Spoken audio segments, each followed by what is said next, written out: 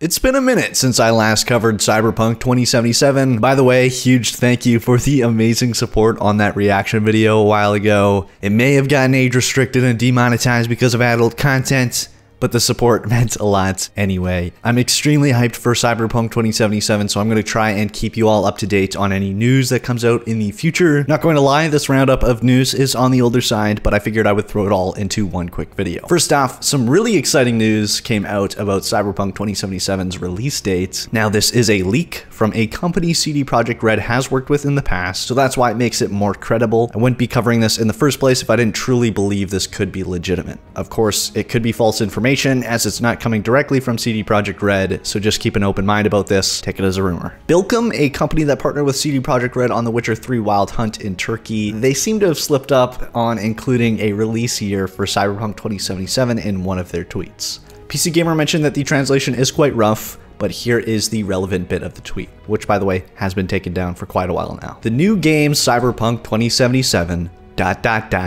in the year 2019, exclamation mark. That was the way that they ended off their tweet. Seems like a confident tweet by a company that has worked with CD Projekt Red in the past, which is why it seems believable. It's quite a stretch from being a confirmation, but it does fit with all the rumors that have been going around, as well as expectations from the fans. CD Projekt Red has said nothing official on the release date of the game. For all we know, the game could be delayed due to all the hyped up expectations that CD Projekt Red has to deliver on with Cyberpunk 2077. This is one, if not the most hyped up games currently. Next up is some news that could be strengthening the fact that Cyberpunk 2077 will eventually have a multiplayer mode. CD Projekt Red has officially announced a long-term strategic cooperation on Cyberpunk 2077 with an outside development studio. That studio is Digital Scapes, which claims to be a video game development studio specializing in bespoke PvP gameplay for AAA PC and console titles. Now, we have been previously told that Cyberpunk 2077 won't ship with multiplayer, but CD Projekt Red has not taken it off the table, and even at points were implying that it would come post-launch. Digital Scapes previously worked on Dying Light's Be the Zombie mode, which is the volatile invasion PvP mode. They also worked on numerous other cloud-based tech for Dying Light, and in CD Projekt Red's own press release, Senior Vice President of Business Development, Michael Nowakowski, stated that Digital Scapes were brought on for a long-term partnership for the purpose of talent, experience, and technical knowledge. Whether this is multiplayer focused isn't confirmed, however, that is within the expertise of Digital Scapes.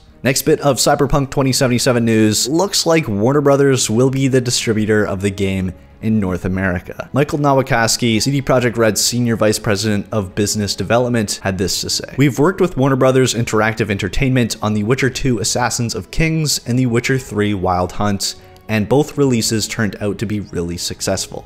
So we're entering this new stage of our cooperation with great confidence. Cyberpunk 2077 is our biggest and most ambitious project to date, and I'm really looking forward to all the amazing things we can achieve together." So with the impressive gameplay demo out of the way, with a possible 2019 release, possible multiplayer, and a partnership with Warner Brothers, apparently this massive and ambitious project is somehow not limited by current-gen hardware. CD Projekt Red's Masij Petraeus claimed that the team has not been limited at all by current-gen hardware for Cyberpunk 2077, which has been developed on the upgraded Red Engine. "You know we're working on the Red Engine, which we are still upgrading.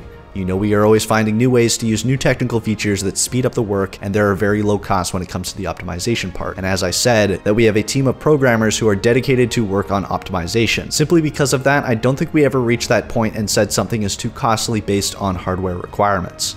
That did not happen yet. What we showed in the demo was running in real runtime, so there's nothing there that we're trying to hide. Actually, from the top, we knew we were developing the game for PC, PS4, and Xbox One, and we started the process of optimization right at the start. So that's probably what you see running the demo is a PC with an i7 and 1080 Ti. So it's not astronomical specs. Basically, because we are thinking from scratch about optimization, how streaming works, how to introduce global illumination, for instance, without overwhelming the PC or the GPU. Now we take those things into account right at the start and optimize for that, which honestly gives me great comfort in how well optimized this game will be. I'm just honestly thinking the Fallout 76 gameplay we just saw from the Greenbrier gameplay event, dropping as low as single digits on the Xbox One X at 4K, which is just disgusting. For Cyberpunk 2077, I'm gonna be honest, optimization has been kind of a fear of mine and others when looking at the quality of detail in Cyberpunk 2077's gameplay demo. I'm extremely excited for the game, and whether it releases in 2019 or 2025, I'm buying it. Whether it has multiplayer or not, I'm buying it. Let me know your thoughts on Cyberpunk maybe coming sometime in 2019,